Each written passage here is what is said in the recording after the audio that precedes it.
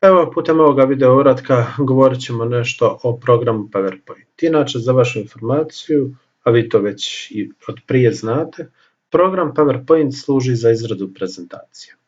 Vi ste se sa prezentacijama zasigurno već susretali, vjerojatno vam je još učiteljica ili učitelj u nižim razredima pokretao neku prezentaciju ili pak nastavnici u 6. razredu. Inače, sam program PowerPoint mogu slobodno reći da je to najjednostavniji program koji se radi u informatici. Nakon što 3-4 sata budemo mi radili novu lekciju, vi ste imati zadaću da napravite vlastitu prezentaciju i meni pošaljete na mail. I iz toga ćete dobiti svi ocjenu. Znači, samo se malo potrudite, ja vam garantiram, ovo svatko može znati odlično, jer ovdje jednostavno skrivenih tajni nema. Program je prejednostavan, prelagan. Ali prije nego što mi uopće počnemo pričati o programu PowerPoint, ja sam ovdje pripremio, odnosno skinuo s interneta jednu prezentaciju da bi vama pokazao. Vidite, ova prezentacija ima puno slajdova. 41 slajd. Nakon što smo mi napravili slajdove, mi želimo nekomu ispričati ovu lekciju Zemlja i ljudi. Stoga ćemo mi na naš laptop spojiti projektor. Projektor će projicirati sliku na platno, a mi ćemo pokrenuti dijaprojekciju od početka.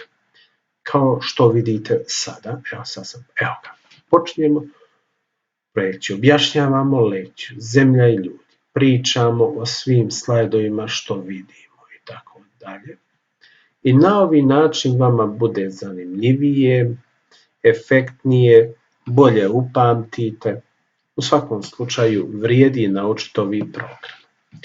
Da bih ja vama pokazao kako sve ovo napraviti, ove slajdove, a na slajdovima ima svega i svačega, pogledajte ovdje, od teksta, od slika, na slajdovima mogu biti i videa, mogu biti linkovi koji će vas voditi sa jednog slajda na drugi slajd, kao na internetu. Ali bez brige, lako ćemo mi to sve svladati. Počinjemo od početka. Kada počinjete raditi novi slajd, mi kažemo novo. Evo vidite novo. Nama već nudi nešto. Nudi nam što? Praznu prezentaciju. A onda nam nudi već nekakve gotove predloške za prezentaciju. Ovaki će vam biti uzorak u pozadini vašeg slajda, ako vam se sviđa. Ali mi ćemo početi praviti golu prezentaciju od početka i stoga ćemo odabrati prazna prezentacija. Pogledajte sad. Prazna prezentacija.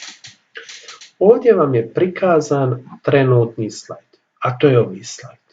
Koliko do sad imamo slajdova? Samo jedan slajd. I sada mi možemo iskoristiti ovaj predložak, je on prazan, da bismo ovdje dodali naslov, da bismo ovdje dodali podnaslov, ako nam se to uopće sviđa. A nitko nam ne brani ako kliknemo na ovaj rub i izbrišemo ovo, da nam uopće ne smeta. Evo ga, prazno sve. Sad bismo mi dodavali nekakav sadržaj. Moramo umetnuti nekakav sadržaj. Ono s čime ćete se vi stalno susretati, to je nekakav tekst i slika. To su nekakvi najčešći sadržaji. Evo umetanje čega? Umetanje tekstnog okvira. Ono malo prije što sam ja izbrisao nije ništa drugo nego tekstni okvir. Evo, kliknemo, stavit ćemo tekstni okvir. To je okvir u kojem ćemo pisati tekst. Evo ga, držim pritisnutu tipku miša, razvlačim i pišem, na primjer, o Neumu. Moj grad Neum. Sada, kad smo mi to napisali, mi jednostavno dalje oblikujemo ovaj tekst kao u Wordu. Označimo tekst, možemo ga podebljati, možemo promijeniti veličinu slova. Naravno, kako mijenjamo veličinu slova, mijenja se veličina ovog tekstnog okvira. Evo, mi smo bacili tu jedan tekst. Ako mi želimo sada praviti prezentaciju i koristiti nekakve materijale koje smo skinuli s interneta, kako ćemo mi to uraditi? Jednostavno. Mi ćemo umetnuti jedan tekstni okvir. Evo, ovdje ćemo nešto staviti o Neumu. Ovdje. A sad mi odemo na internet, potražimo nešto o Neumu, pronaći ćemo vrlo lako, evo ga, Neum na Wikipediji. Evo, ovo nam je na engleskom jeziku, stoga ćemo radije se vratiti na hrvatski jezik, tako da možemo kopirati sadržaj s interneta u naš, evo, kopirat ćemo ovaj zemljopis. Označimo, desna tipka miša, kopiraj. Vratimo se u naš program PowerPoint i što ćemo sad ovdje? Samo ćemo ovdje unutar tekstnog okvira zalijepiti. Evo ga. On je tu zalijepio i već postoje nekakvi linkovi koje je on kopirao sa Wikipedije. Ali evo, mi smo na ovaj način kopirali nekakav sadržaj. Sada smo mi, za sada imamo samo jedan slajd. A naravno, naša prezentacija će makar imati nekakvih 7-8 slajdova. Stoga mi idemo umetnuti novi slajd. Vidimo ovdje umetnemo novi slajd, sada imamo dva slajda. Slajd koji smo završili i slajd kojeg nismo završili. On uvijek dodaje neka ovakav slajd, pazite, on je prazan. Ovo vam je samo neka napomena, ako mi želimo ovdje dodati naslov, ovdje nekakav tekst. A hoćemo li mi na takav način raditi ili nećemo, ili ćemo pak izbrisati ovi gotovi predložak, odnosno ove okvire za tekst, niko nam to ne brani. Mi sad ovdje možemo umetnuti nekakvu sliku. Kako ćemo umetnuti sliku? Gdje bi bila naša slika? Pa vjerojatno negdje u umetanju. Čega? Slike. Vidimo dolje ima jedan trokutić koji nam kaže odakle ćemo uzeti sliku. Sa ovoga uređaja, odnosno kompjutera ili s interneta. Pa evo recimo sa ovoga uređaja. Mi slučajno imamo jednu sliku Neuma, pa ćemo s toga uzeti tu sliku Neuma.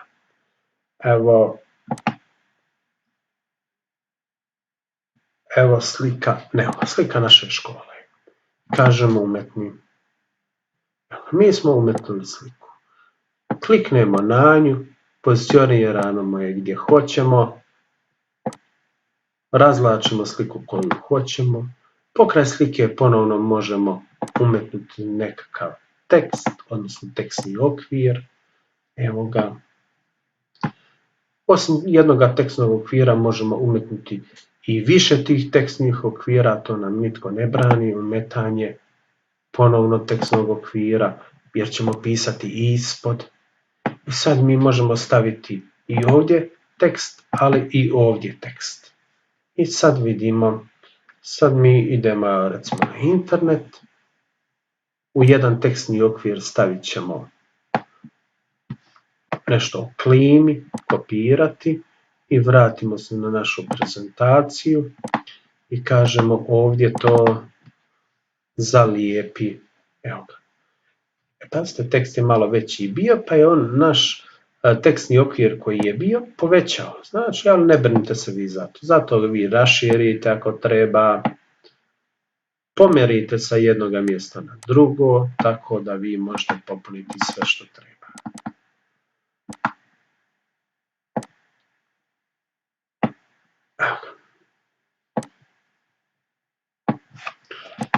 Završili smo drugi slajd. Ubacamo novi slajd. Treći slajd. Da vidimo o čemu bismo sad možda pričali. Evo naseljena mjesta. Evo mi ćemo staviti naseljena mjesta. U redu. Stavimo naseljena mjesta. Evo možemo iskoristiti ovi postojeći predložak, odnosno njegov naslov. naseljena mjesta. A možemo u ovome drugom predlošku, u ovom drugom tekstnom okviru koji ovdje postoji, staviti neka već tekst kojeg eventualno imamo ili kojeg ćemo mi tipkati ili skinuti s interneta. Pa evo idemo, možemo nabrojiti ova naseljena mjesta što i postoji u općini Neum. Mi ćemo to desna tipka miša kopirati i vratiti u PowerPoint. Evo ga. I ovdje zalijepimo. Evo ga. Ok. Napisali smo. I sada mi idemo četvrti slajd. Recimo da je ovo kraj. Kraj. Hvala na pažnji. Obično tako završavate vaše slajdove. S tim jedna napomena kad smo već kod zadnjega slajda. Kada vi budete pravili vašu prezentaciju, vi na zadnjem slajdu napravite ovo. Napravila, evo na primjer, Ivana Koncul. I kažete hvala na pažnji. Što ste vi na ovaj način radili? Vi ste meni dokazali da je ovu prezentaciju napravila Ivana Koncul. I stoga na osnovu ove prezentacije koju je poslala Ivana, ja ću Ivanu ocijeniti. Naravno, Ivana prezentacija neće biti ovako siromašna kao moja, imaće sigurno najmanje 10-ak slajdova na koji će biti puno slika, animacije, linkovi i videa, sve ono što ćemo raditi, a možda i zvuk. Sve te elemente koje mi stavljamo na našu prezentaciju, njih je lako shvatiti i bez problema ćete vi to moći uraditi. Dalje, kada vi imate 4 slajda i pokrenemo dijaprojekciju od početka, znači mi idemo prvi slajd, pričamo o tome, završili smo priču, sa mišem ili strelicom prema dolje idemo na sljedeći slajd, pričamo priču, ispričali smo, to je drugi slajd, treći slajd, četvrti slajd. U redu. Recimo da se susretnete sa jednom idejom da ovu prezentaciju želite prezentirati svome razredu, ali i 6. razredu. Ali se te prezentacije neznatno razlikuju. Kod vaše prezentacije vi ste prezentirati 3. slajd naseljena mjesta i pričati o naseljenim mjestima, a dok za 6. razred hoćete reći o Neumu, hoćete reći općenito kakva je klima, ali nećete pričati o naseljenim mjestima. Sada vi ne biste pravili novu prezentaciju koja neće biti ovoga slajda i jednostavno ovi slajd možete sakriti. Na koji način? Označite ga, desna tipka miša, sakri slajd. I sada vidite da je on u rasporedu ovih slajdova prekrižen. Sad kad budemo pokrenuli dijaprojekciju, čega se ona sastoji? Prvoga slajda, drugoga slajda, 3. slajd bit će preskočen i iće na 4. slajd. Evo, vidit ćemo sad od početka. Evo, to je to je prvi slajd u redu. Idemo. Prvi slajd, drugi slajd, 3. slajd rekli smo da će biti preskočen i ćemo odmah na 4. slajd. Evo, 4. slajd. 3. slajd, naseljena mjesta preskočena. Sad, ako mi želimo 7. razredu prezentirati, mi ćemo ovaj sakriveni slajd isključiti. Isključiti ga da više ne bude sakriven, nego da on bude sastavni dio naše prezentacije. Dalje, ako ste vi napravili prezentaciju koja ima 10-15 slajdova i promatrate njenu strukturu, možda ste zaključiti da je možda smo trebali o naseljenim mjestima pričati prije klime. Onda kliknete ovaj slajd 3 i vučete naviše. Pomalo, vidite sada i vučete, sad pustite. Evo, sad ste vi prebacili, pa je to sada drugi slajd, a klima je postala 3. slajd. Znači, promijenili ste redoslijed slajdova. U redu. I otprilike to bi bilo to. I na kraju, kad ste vi završili današnji rad, a sutra ćete nastaviti, vi trebate spremiti ono što ste danas uradili. Datoteka, spremi ili spremi kao. Kada spremate prvi put, sasvim je svejedno, on će vas pitati gdje ćete vi to spremiti. Možda želite spremiti u mapu preuzimanja, na primjer, u redu. Pita vas ime, naziv datoteke, Neum. Spremiti u obliku prezentacija programa PowerPoint. Obavezno spremiti u ovom obliku. Zašto u ovom obliku? Jer ćete vi sutra nastaviti raditi. Ako ste vi završili svoj uradak, testirali, vidjeli kako to izgleda, zadovoljni ste njime, vama se pruža mogućnost da vi to spremite kao projekcija. Što je projekcija? Kao film. Vi to pokrenete kao film, ali više ne možete uređivati, ne možete mijenjati, ne možete dodavati, bilo koju promjenu više ne možete raditi. Stoga, ako niste završili vaš uradak, obavezno spremite u obliku prezentacija programa PowerPoint. Spremimo. Zašto? Zato što ćemo sutra nastaviti raditi na tome programu. Jer sutra kad vi dođete, vi ćete reći datoteka, otvori i naći ćete te najnovije prezentacije koje ste radili. Evo ga Neum. Evo te prezentacije i vi sada nastavljate dalje raditi. Dobro, za uvod o PowerPointu to bi bilo dosta. Idući put ćemo raditi animiranje objekata, tranzicije slajdova. Nešto malo zanimljivija lekcija. To bi bilo to i do sljedećeg susreta.